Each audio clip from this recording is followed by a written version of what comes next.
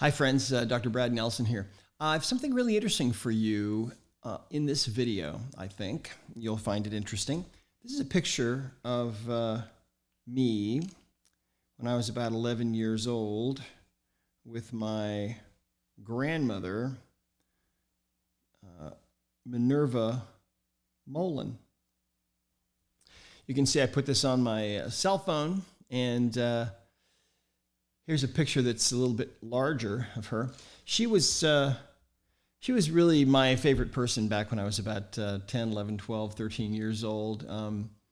She'd come over to our house from where she lived, and she would sit in her chair at our house, and I'd bring her over a blanket, and I'd sit there and hold her hand while she watched her show, which was some soap opera. I don't remember. She taught me how to play rook, which I don't really remember, but she was great. She was born in 1886, 10 years after General Custer met his demise at the Battle of the Little Bighorn in Montana. And so you can imagine she saw an awful lot during her life, and she had some real tragedy in her life. Here's a photo that was taken right after the funeral for her husband, Kenneth Molen, who died in a really severe car accident when my mother was just 16 years old. In 1936. And so my grandmother never remarried. And I woke up in the morning, and I was thinking about what I could do that day. And I prayed, and I asked God to help me to know what would be the best thing that I could do. And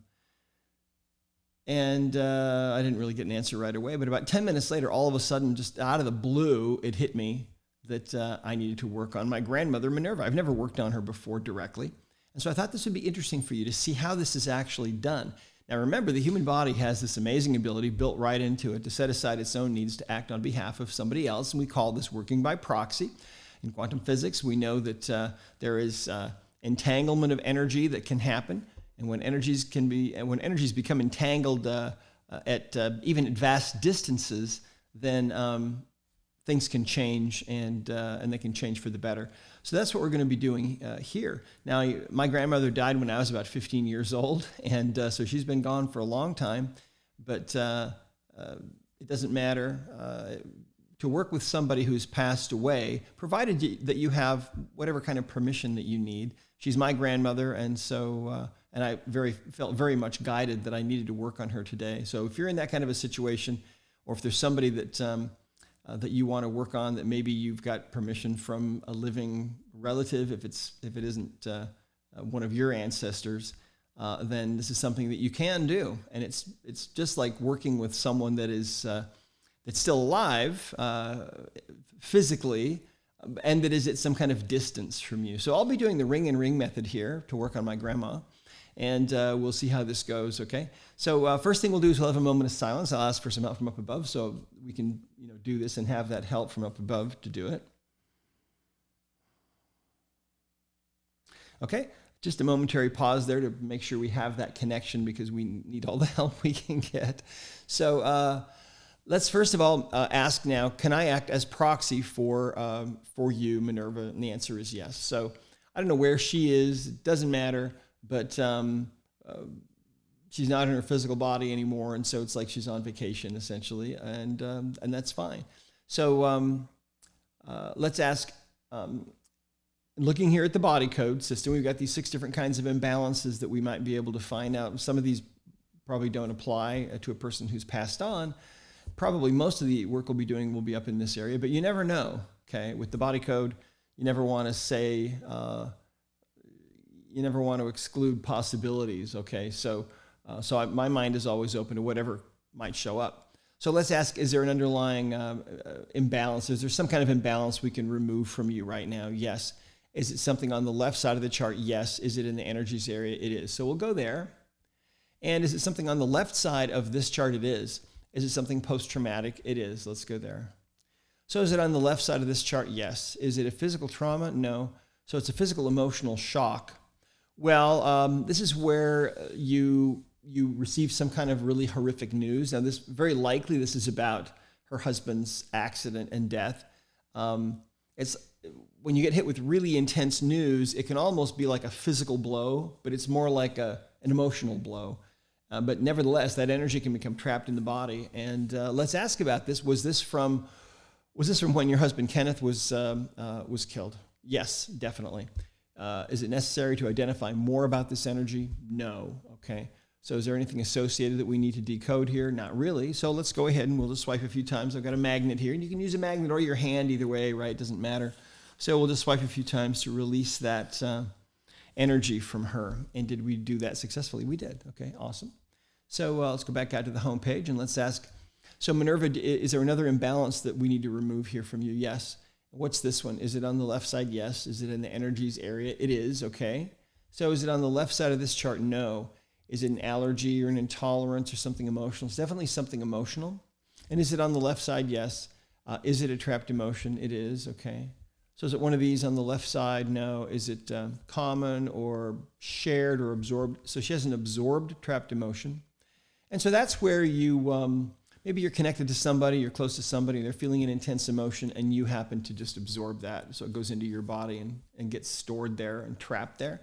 That other person that you absorbed it from may or may not have actually trapped it themselves. But let's take a look and see what this is. Is this something in column A? No.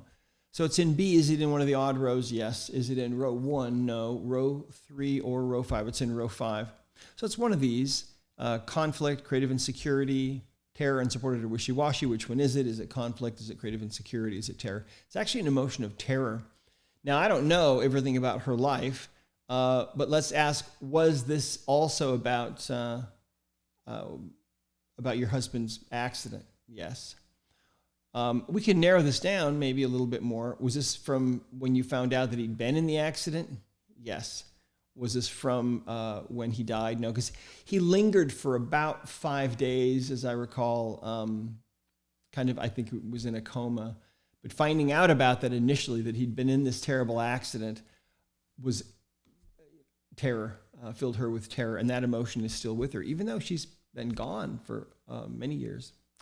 So do we need to know more about this? We don't really. So let's release this one. Again, just 1, 2, 3 swipes. And did we release that? And we did. All right. So let's go back out to the home page and let's ask, all right, is there something else that we can release from you today? Whatever, do you have something else, some other imbalance we can clear on you? Right side, left side? No.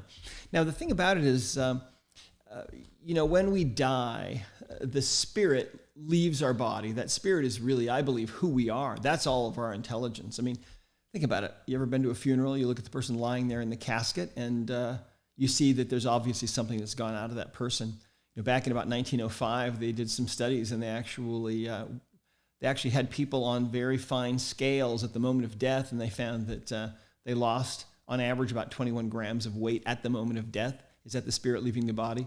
I don't know. I like to think that it is, and that's really who we are. So my grandmother's still alive. I know that one day when I pass through that veil, I'll see her again, and. So that's all that shows up for her right now. But I wanted to share this with you, how this is done. And it's really just the same as working on somebody that's alive physically. But I believe that spirit of ours is really indestructible, that it lives on forever and ever. And so kind of fun. Hopefully you enjoyed that. And I'll let you know if she gets a hold of me somehow. Okay. Thanks for listening.